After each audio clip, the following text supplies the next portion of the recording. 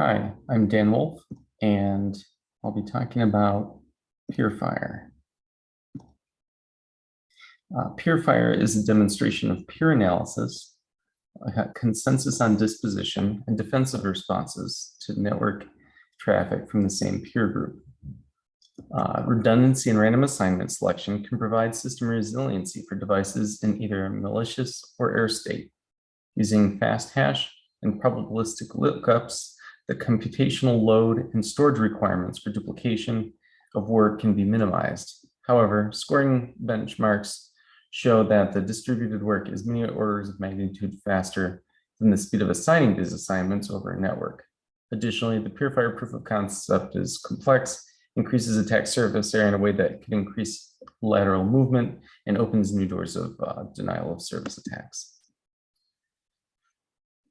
As cybersecurity threats increase, there is an increasing need to analyze data in order to discover network intrusions.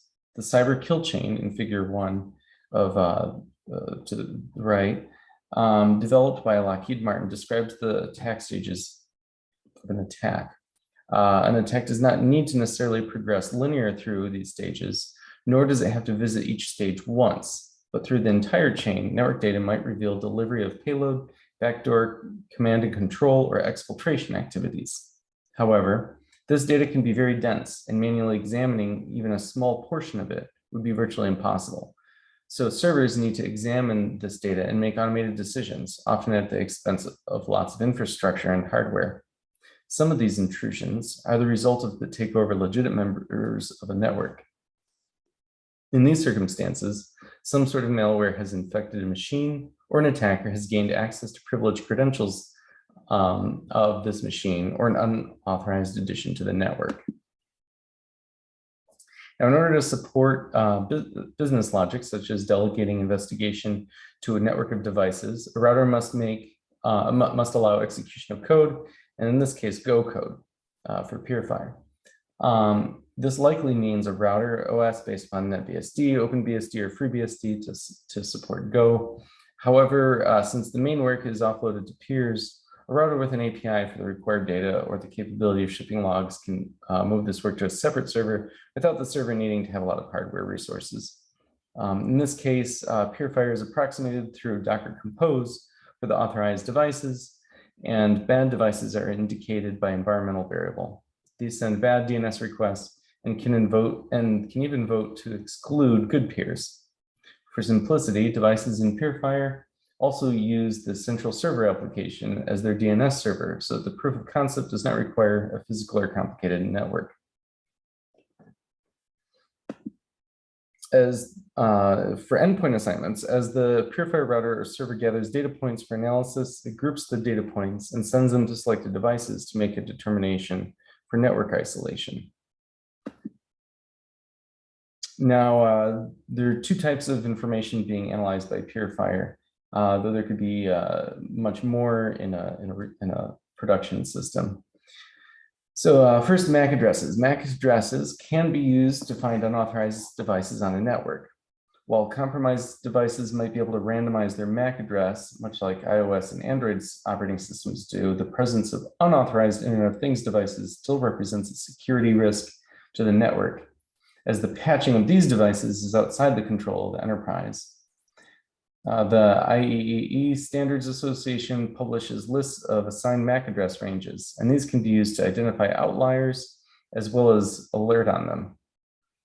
However, the total list of MAC address assignments is not very expensive to look up when new MAC addresses are observed on the network, so distributing this work is unlikely to provide any benefit, especially since all peers would need to know about all MAC addresses to determine if a new address appears to be an outlier. Now, analysis of DNS queries is one of the most important ways to identify a compromise. Close to 80% of security incidents might use a DNS query during a stage of the cyber kill chain. This is due to the need for malicious code delivery, as well as command and control. If malware doesn't reach out to servers that have either more instructions or behavior, then these two categories of telemetry are available for being spotted earlier by security tools before the malware can execute. One problem with decentralizing the lookup of malicious DNS queries is the storage space needed to duplicate the storage database across all hosts. To combat this, PeerFire uses two algorithms. XX hash calculates an int64 size hash sum of the domain name, and then this algorithm represents one of the fastest hash functions running at RAM speeds. And the second algorithm used in PeerFire to save space is a XOR filter. This is a probabilistic hash for storing a lookup in less space than the actual values would require. A XOR filter can store the presence of a value in only 9 bits per entry in memory. It's one of the fastest hash lookups available, surpassing even a Bloom filter with a 1 in 300 chance of false positive and no risk of false negatives. In PeerFire, a XOR filter of 327,549 phishing domains created using Go code is serialized to a file of only 377 kilobytes. This represents a 95.7% storage reduction from the original 8.8 megabyte text file. This greatly reduces the burden of storing lookups on endpoints as a minor advantage. As a minor advantage, also slightly obscures the exact list of tracked bad domains. Now, another advantage of the XOR filter is that it retains out of the one lookup time of a map. PeerFire benchmarks of lookup time show the average lookup time from an in-memory map and in-memory XOR filter are similar. And of course, this far exceeds opening the original data for a file-based lookup. I did some benchmarks, and there were about 4 orders of magnitude speed improvement over file-based lookup, and it was about twice as fast as a map lookup. Now, creation of the entire XOR filter is also very fast, actually faster than creating a hash map implemented with a binary tree. It takes about 0.02 nanoseconds to create a hash map of the size I mentioned, 1/3 of 1,000,000 domain names.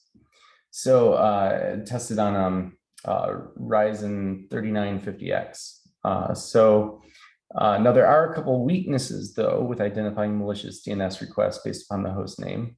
And one weakness is simply that when a security company assesses DNS entries, they might be talking to split DNS. That is, the DNS server might tell you that badcode.com points to an IP address owned by CNN, unless the requesting party has an origin within the IP footprint of the target.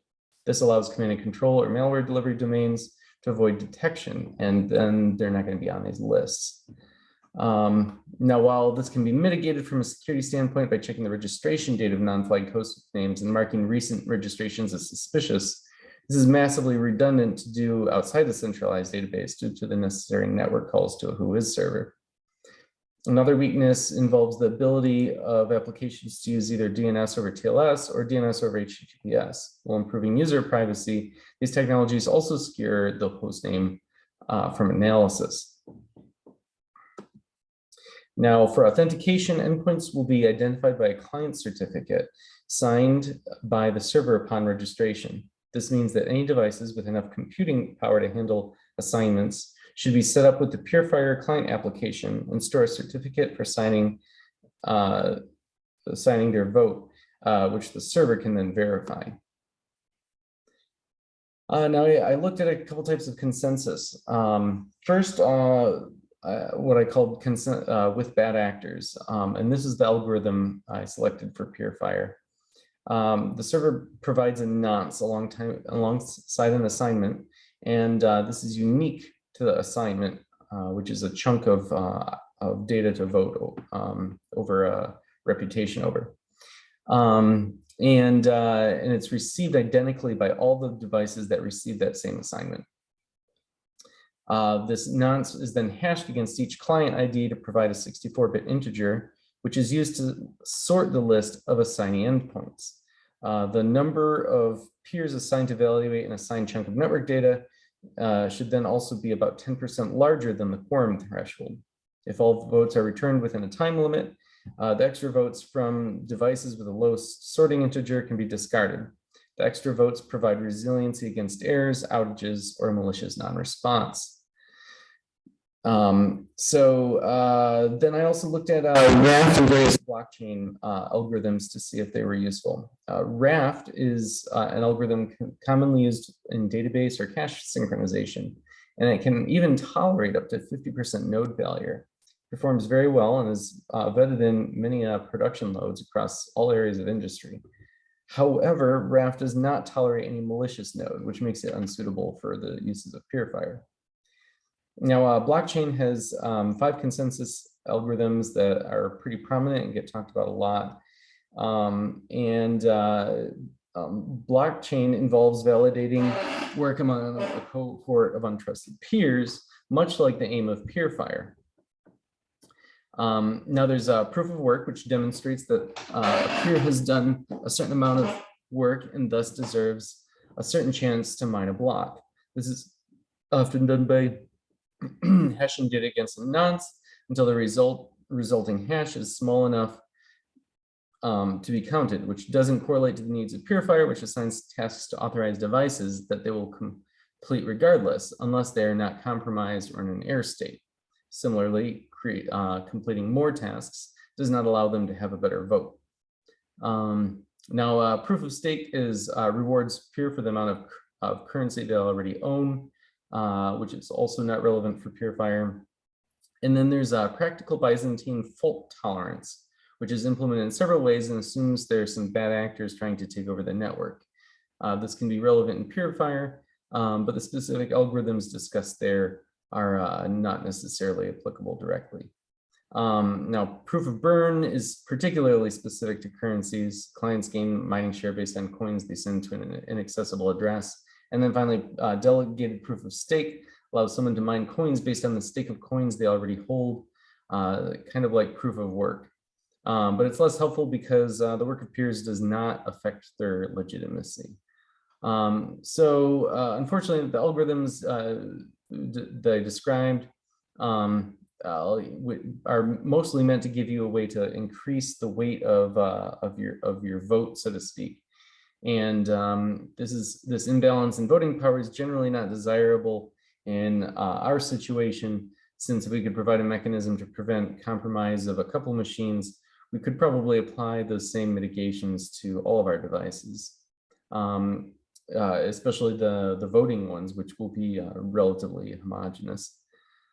Now, the notion that inspired the PBFT approach is similar to PeerFire, and while PBFT, that's the practical Byzantine approach, has steps that are specific to blockchain. It represents a problem that PeerFire is trying to solve. And then finally, a 6th algorithm that is discussed separately, proof of authority, uses a method of proving that a client has authority within a network. Now, this is something that PeerFire does actually use. Only the devices in the network that have valid certificates are able to vote to exclude a peer. So this prevents unauthorized devices from voting. Let's see. Now, there's some risks. The first risk I'll talk about is complexity. The execution of the PeerFire approach requires a number of complicated topics, and getting everything correct is harder as complexity increases. One of the core principles of designing secure systems is economy of mechanism, or designing a system to be as simple as possible for the required function. This helps in several ways. First, it provides fewer opportunities for developers to make mistakes. A mistake that caused the PeerFire system to examine its own voting traffic could, for instance, accidentally or purposefully cause the system to grind to a halt. Second, testing is much easier when an implementation is simple.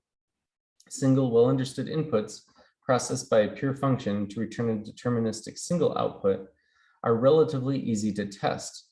But the more considerations one adds to the system, the more the system becomes difficult to test. In order to assess the complexity requirement for PeerFire, we need to look at whether we need it. Now, endpoint defense and response, or EDR tools, operate on endpoints already, and they can isolate a device from a network without having to contact anything external.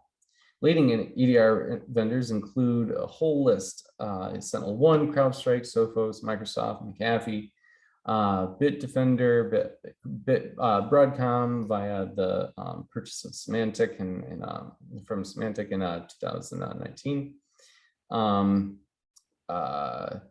FireEye, Carbon Black, Malwarebytes, Checkpoint Software, Palo Alto, Cisco, Watchpoint, CyberReason, WatchGuard, VMware, Cynet, Esset, and others. Now, according to CrowdStrike, at least their product team, these products work by providing the following key features.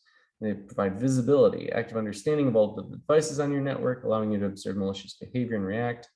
Data correlation, comprehensive databases to identify telemetry that can be enriched with context so they can be mined for signs of attack. Behavior identification, which starts with signature identification and other indicators of compromise, which is what PeerFire does with XS hash, and would also be able to do with usage of MAC addresses.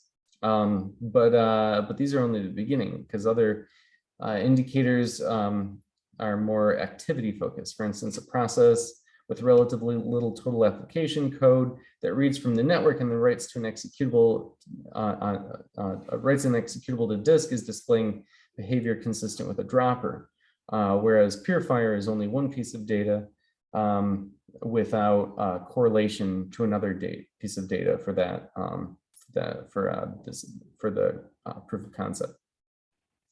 EDR tools also provide identification of movement and backdoors, as understanding of what happened, quick recall of actionable intelligence in response to threats such as killing processes or isolating devices.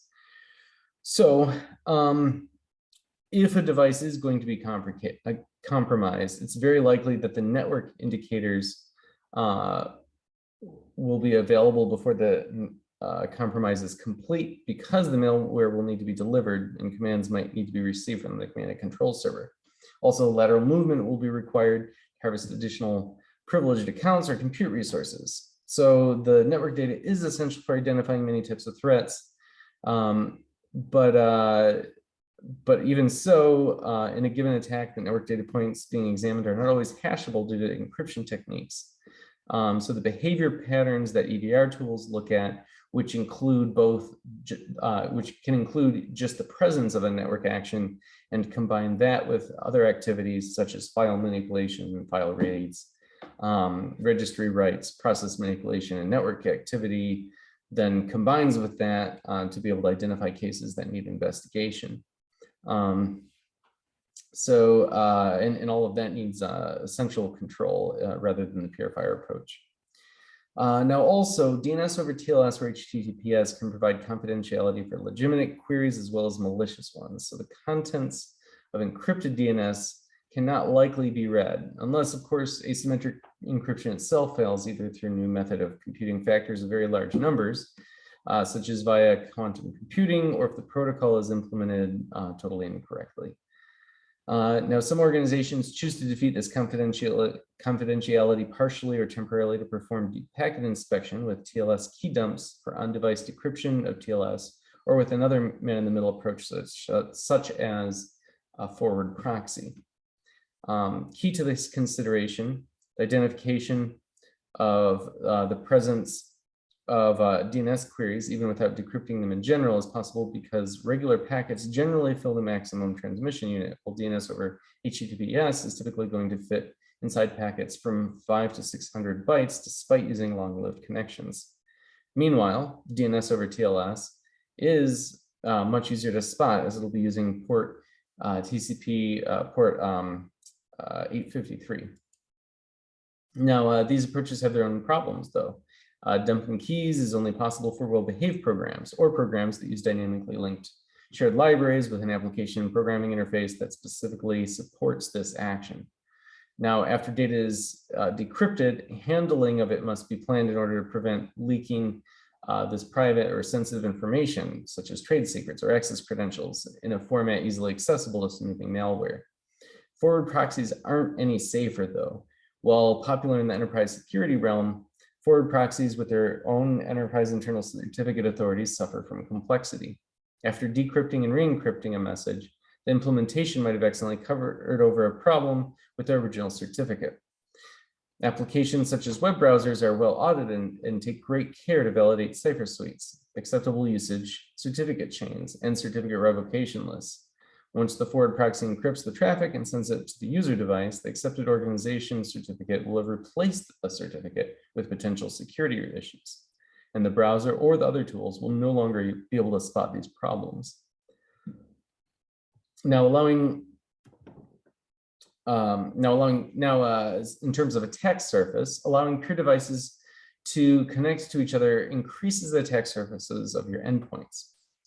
This requires an exposed port, a firewall that permits inbound connections to this port, and an API for communication.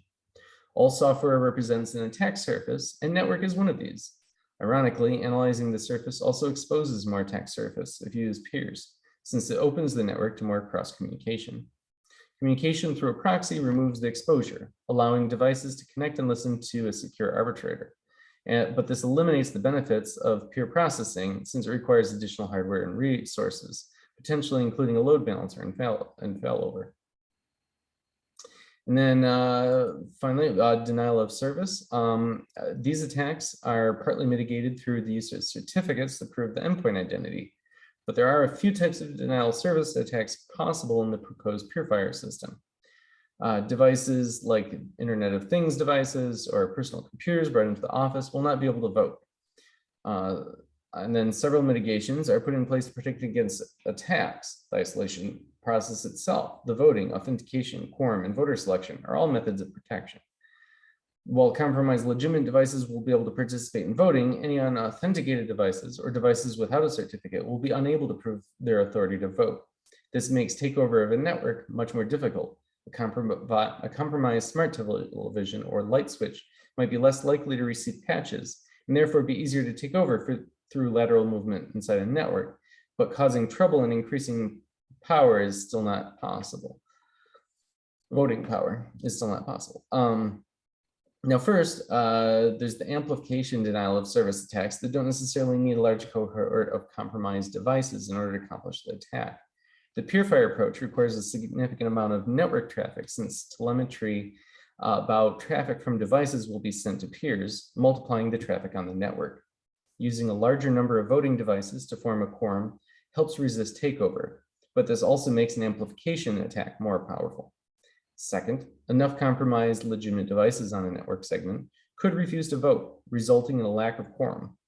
This type of denial of service would represent an attack that would be difficult to distinguish from network issues or software problems preventing the device from participating in an isolation vote. As a result, the minority of compromised devices might still be able to prevent isolation of malicious peers, either on occasion or regularly as numbers increase. Much worse than simply preventing their own isolation, numerous compromised legitimate devices might be able to form a consensus and force isolation of good legitimate devices, complicating the incident response effort and increasing total downtime. In conclusion, while offloading work from a central server for analyzing network data is a worthy goal, the PeerFire demonstration did not show enough advantages to offset disadvantages. The benchmarks show that checking for malicious domains is many orders of magnitude faster than the speed of assigning these assessments over a network. Additionally, the proof of concept is complex, increases attack surface area in a way that could increase lateral movement and opens new doors to denial of service attacks. Now, finally, I have a number of references. All 19 of these can be found in my paper. Thank you very much.